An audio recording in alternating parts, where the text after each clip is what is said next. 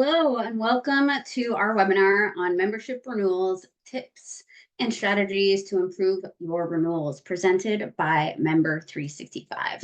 For those of you who don't know me, my name is Christine Bundy and I am the Director of Customer Success. Fun fact is I love questions. So at any time, if you have questions, please put them into the Q&A at the bottom of your screen. Everyone has been muted and all cameras are off. So please ask away as they come to you. And if I see them, I will try and answer them as we go along, but there will be time for questions at the end. All right, so for today, what are we going to go over? So the first thing we're going to get is a good understanding of what happens when a member does not renew by their renewal date. So when they become a lapsed member.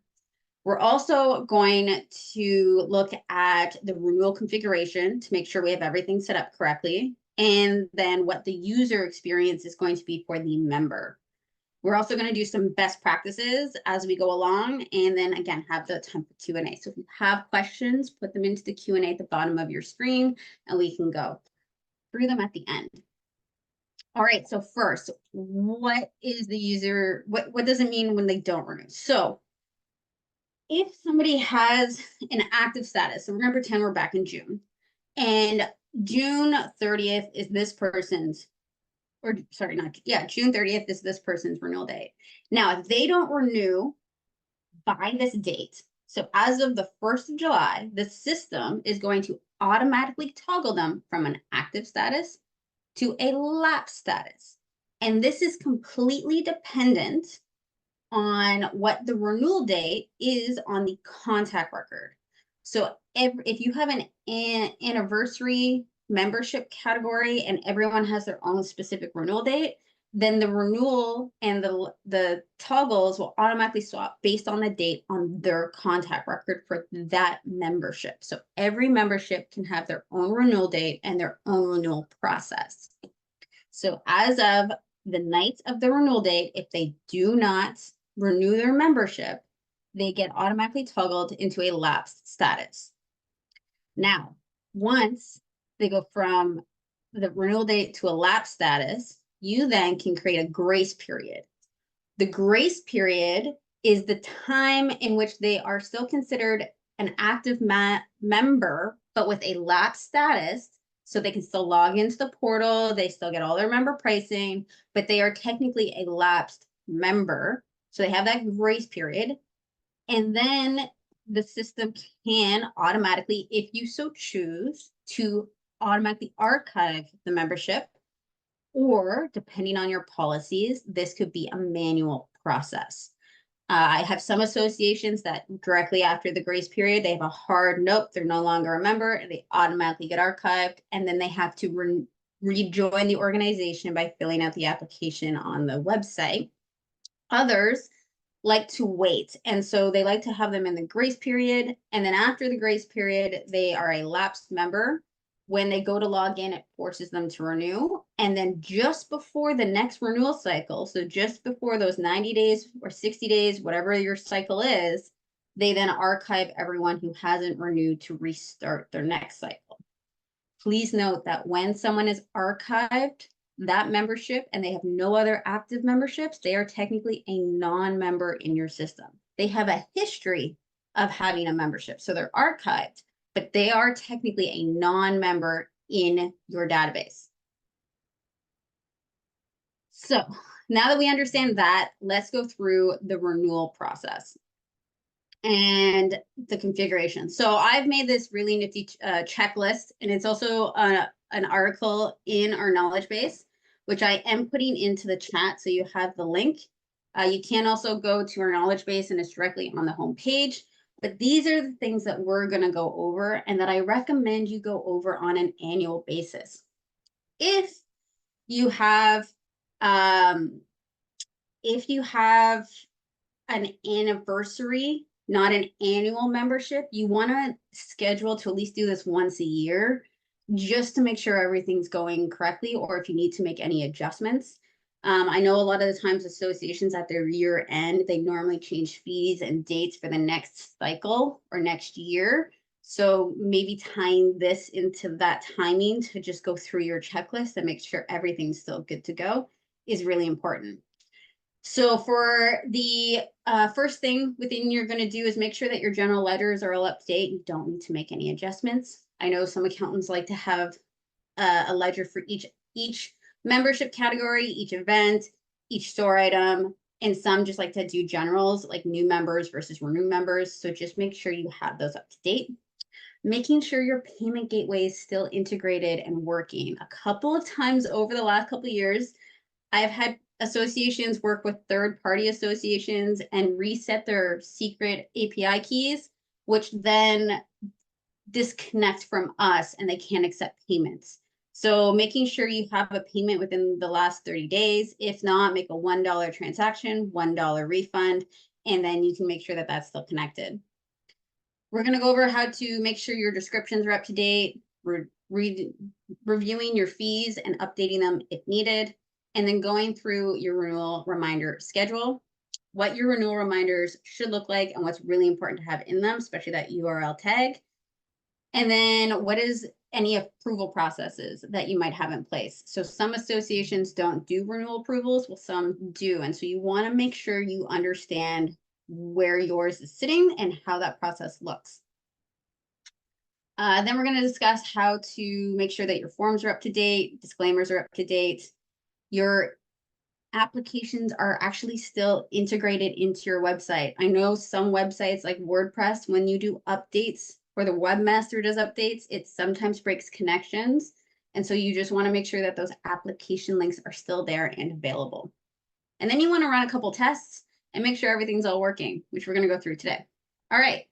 So let's jump in to Member 365. Now I'm going to dive in right into the membership. So from the dashboard, I would have just gone to membership categories and I would have picked individual membership. So this is the one that we're going to play with today. And as we went through that checklist, it's the first thing you're going to do is make sure that your description is accurate. If you have dates in there that need to be updated, if there's new board members and you need to change wording or emails, you want to make sure that you have that all correct for your applications and for your renewals. So for your renewal tab and in your overview tab, make sure you check both because sometimes they're the same and some associations, sometimes they're different. When you're on your overview page, double check your renewal settings or your approval settings. Are you doing approvals for your renewals or was it only required on application? If you need to also update your admin notifications, maybe that's switched. Maybe you didn't have it turned on for renewals and you want to have it turned on this year. All right, so then let's go through fees. So every year fees change is common. So you could do update your fees. So there's new applicant fees and then there are renewal fees. And as I also mentioned, updating your ledgers. So some associations like to have a ledger for each membership category. Some would like to have one for new members versus renewing members. So just make sure that you have the correct ledgers selected for each of the categories, or they don't need to be updated. And it's just a quick, yep, these are good, and continue on. Next is your forms. So going through and making sure you're still collecting the information you need. Maybe things have changed on your board requirements and you need to now ask for birth date or job title and you didn't have those previously. Making sure that those are turned on correctly is important. Maybe adding in secondary contacts if it's not something you previously asked, and then ensuring your forms are up to date. So to look at forms, you're going to go up to your modules, go to forms and go to manage, find the form that you have attached either through the directory or the membership category and look at those to make sure they have the correct questions. Don't delete questions. You can simply hide them by saying board admin only, and then you can add new questions if you want, or you can create a brand new form every year, which some associations do. Then we have your renewal settings. So again, that description. Next is checking your grace period. Industry standard is 30 days. So after 30 days, people like to, again, you can automatically have it toggled so it archives, which we can turn on for you. You have to ask that request and we can enable that. Otherwise, if you don't auto archive and they're outside their grace period, the system will force them to renew. And again, what a lot of associations do is they'll just put a timestamp that like the few days before, like a week before they go into their next cycle for the renewal reminders to go out, they'll have our auto archive everyone that's lapsed, and then they'll start fresh. And it just gives people more time to kind of renew, but you don't want overlapping lapsed members for the next cycle. Otherwise, it's a lot more harder for you to just go to your statistics page and see how many are renewed and how many are lapsed and what your ratios are, because you should be targeting for an 80-20 ratio. Again, every industry is different. Some it might be 10-90, others it might be 70-30, but it's on an average 80-20. 80% of your members are renewing, 20% are new members coming in. So I always like to have this first one on in case that's what you like to do. And then if people aren't renewing and they're staying in lapse status, or they've told you they're not going to renew, you simply can archive them, and I'll show you how to do that in a few minutes. Next, we have the renewal reminder schedule. And this is really important to make sure you go through and you have at least 9. 9 is like the magic number for our brains to understand or get reminded about something we do not do every day.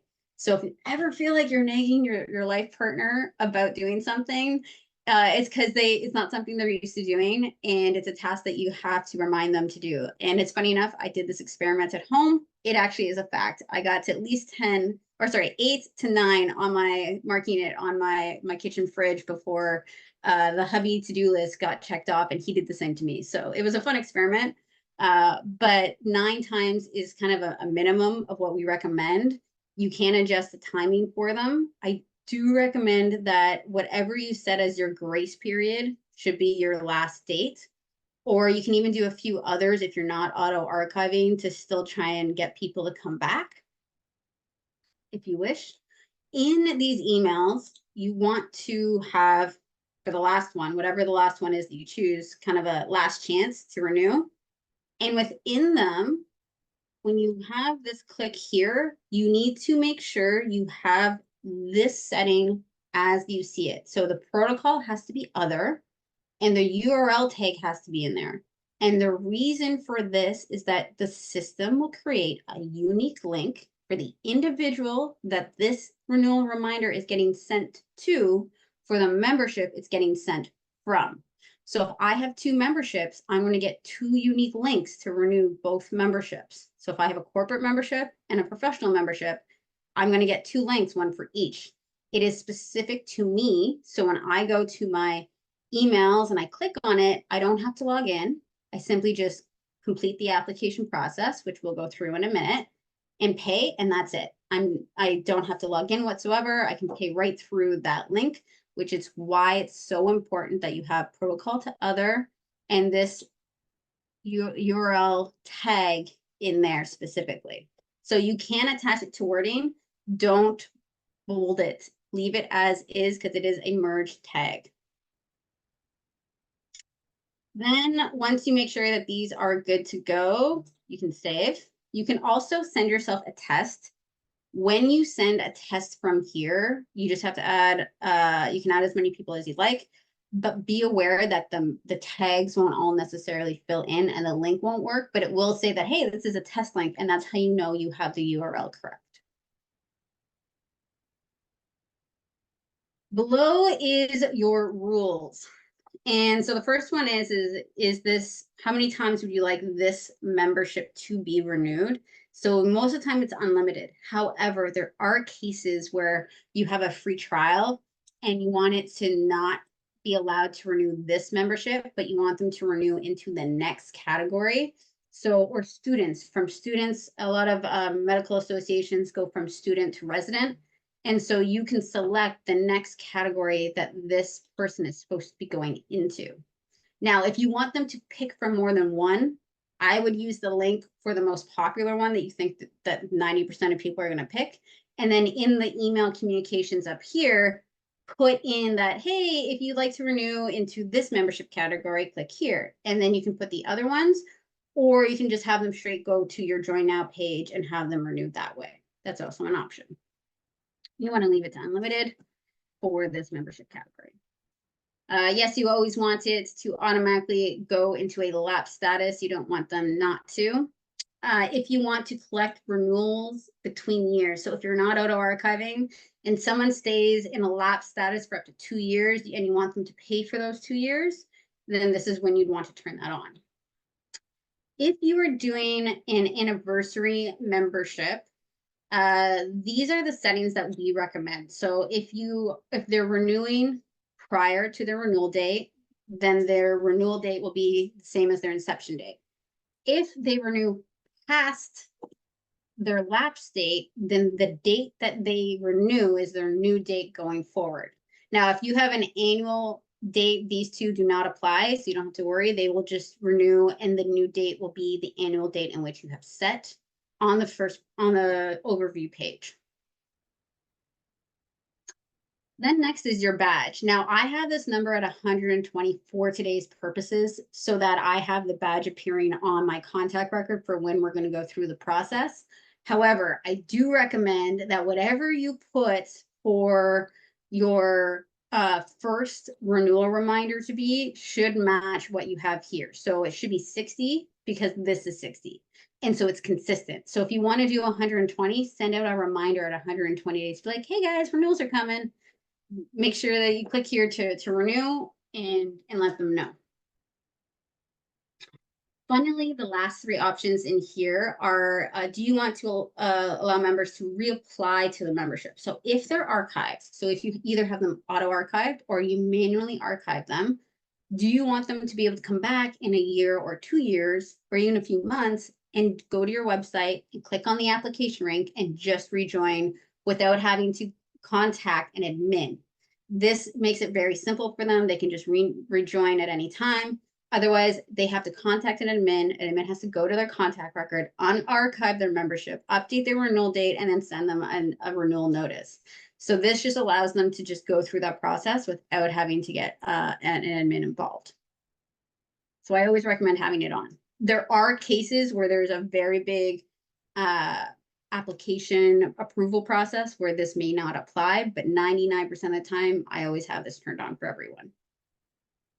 Then we have allowing members to update first and last name and organization name. I always like to have the most up-to-date information, so I always like to have this turned on.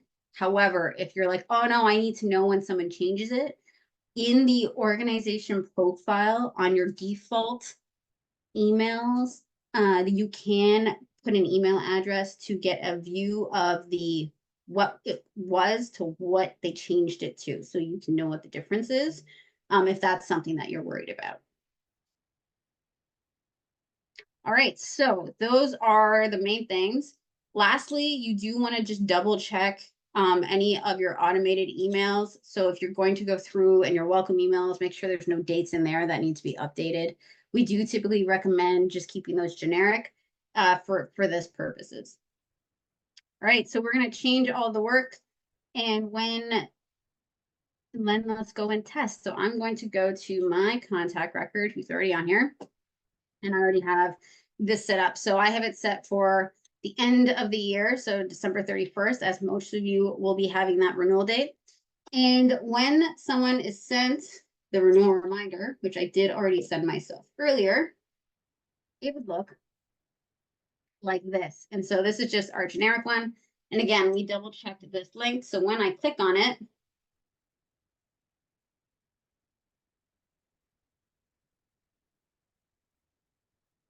where's my email going? 1 second.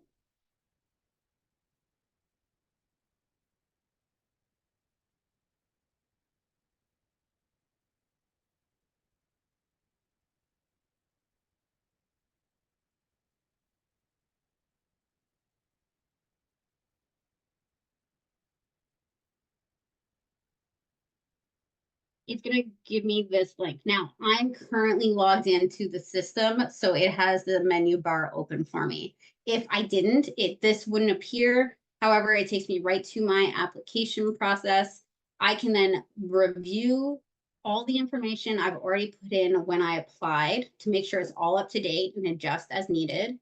Can fill in any of the additional questions that I've been asked. If I want any add-ons, everything's still filled out. I just have to review it. I have to re-agree to all of my code of conducts and additional information for my disclaimers, and then pay. Once you've paid, fundraiser ends, so that one's no longer applicable. Make sure your fundraisers are up to date. So again, that's why you're testing, making sure that everything is adequate and the way you want it. Then they can say check, and they can complete the process. They didn't have to log in. They just clicked the link and it automatically did it for them. Now, if someone calls you, and I'm just going to exit out of this, if somebody calls you and says, hey, I need your help, I have a credit card, I just want to process my renewal. Okay, no problem. This is the same link that I just clicked in the email, but I can do it on behalf of the member. You can also impersonate the member and do it from the member portal, because this badge is also connected to this badge. Now, because I didn't pay when I went through that process, when I click the button, it still says I did not complete the process. So I will still get renewal reminders until I paid. The second I pay and I've completed the process, I no longer get renewal reminders for that membership category. So if this is, I can click here and go again through that same process. So as if I click on it, it's going to go. Oh, that's for changing. Hold on one second.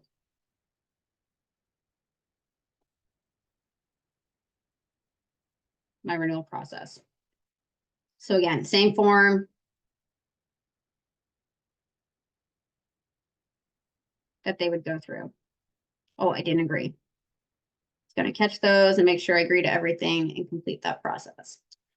If at any time I have a member that says, hey, I didn't get the renewal reminder, you can just resend it directly from here. So you can click on this link and resend it to them so they can get the renewal reminder to their inbox. And it's the same as this one over here that I have. So they can get the same one. You can adjust it as needed, and then they can go through the process of renewing their membership. So that's what this little icon's for. If you want to send it outside the schedule, let's say I want to send a renewal reminder to everybody this morning. You can go up to your renewal reminders and go through that process.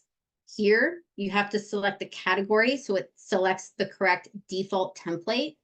You have to select the dates in which are the renewals fall under. So if it's again, if you're doing an anniversary, if it's everyone that's in September, you can do that. And then you can do a bulk reminder send. All right, so those are the configurations and user experiences. Let's go back and do some best practices. So first one is make sure you review your checklist 30 days before your first renewal goes out. So at least go through this process and make sure that all your T's are dotted and your I's are dotted and your T's are crossed. Get that analogy right. And going through. So again, if you are looking for those steps, they are available on our knowledge base. It's right here. It's in every one of the things that I've talked about today is in here, so you can go through them for yourself. If you have questions, don't hesitate to ask us. We are here to help if anything does come up. And then we have making sure on average, again, 30-day grace period for annual and anniversary memberships. If you're doing monthly memberships, you might want to give them, you might not necessarily give them a grace period, or you might give them 1 or 2 days. Making sure you have up to 9 renewal reminders. Again, remind someone 9 times to do something outside their daily norm to get them to do something. And there are always those last minute people. If in doubt and you want to have a Zoom call or have one of us take a look at it, you can always submit a ticket and we can have a look at that for you. All right, questions. I see a couple on the board. If there's any questions, please put them in. So let's go through the first one. Have you seen more positive results for using a grace period or from having the automated labs? Yes, I have seen a really good positive with a couple associations where they use a grace period, and then um and then especially when it comes to like if you have an event after that and then you cut it off and then you force them to renew, so maybe leaving it open for renewal until after that event and then having us archive the memberships, that can be a big factor because again, you get discounts normally when you have conferences and things like that. And normally in March and April is when all those conferences happen. So that also can factor into some things. Hope that helps. If you have different renewal dates for each member, our renewal is April 1st, but we have a member looking to renew January 1st. Is it possible without setting up a new membership category? So you can open, as I mentioned, the badge option. So if you want to allow people to open early on this membership category, so like I just did, you can have the badge go out early, or you can have the renewal reminder set up early, or if you go back, you can send a renewal notice to an individual right away. So you can send a renewal reminder to them for them to renew that membership category if you so choose. I wouldn't have them do it too early though. A couple months isn't a bad deal, but then they're just they're overpaying for 4 months. But it is possible. Is there a way to merge contacts or membership history during our renewal period? We have members that lapse and archive. Then they reapply with a new email address, creating 2 contact records and membership history. Unfortunately, not at the moment. However, it is on our radar and we are looking to see about doing merging. Not at the moment though, there isn't. For that history, you can always copy the old history and put it under the notes, which a couple of people do, or they ask the contact which if they would like to use the old email and just move the new stuff over. Those are also options. Any other questions? And if you don't have any today, again, you can go right to your dashboard and you can ask a question through submitting a ticket. If you have chat or Zoom calls, you can either come to your chat or book a Zoom call. If you want to know more about either of those options, please reach out to your account manager and he'd be happy to help you. All right, everyone. Well, thank you very much for joining me today. I've really enjoyed having you. And again, all questions are good questions, so please don't hesitate to ask, and we'd be happy to help you through your renewal process this year. Thank you. Bye.